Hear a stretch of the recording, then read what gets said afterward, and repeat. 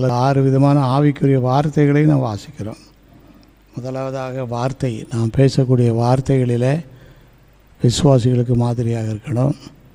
அப்புறம் நம்முடைய நடக்கையில் விசுவாசிகளுக்கு மாதிரியாக இருக்கணும். நம்முடைய ஜீவியம், அன்பின் ஜீவியத்தில் நாம் விசுவாசிகளுக்கு மாதிரியாக இருக்கணும். அடுத்தபடியாக ஆவி, தேவன் கொடுக்கிற பரிசுத்த ஆவியானவருடைய வழிநடத்தலிலே நாம் விசுவாசிகளுக்கு மாதிரியாக இருக்கணும்.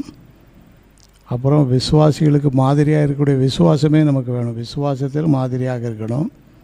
நிறைவாக கற்பிலும் அப்படின்னா பின்வாங்காத உறுதியாக ஆண்டவருக்காக நிலைச்சு நிற்கிற ஜீவியத்தில் விதமான 6 காரியங்களிலே நாம் விசுவாசிகளுக்கு மாதிரியாக இருக்கணும் என்று சொல்லி வேதம் நமக்கு ஒரு ஆலோசனையாக சொல்லுகிறது.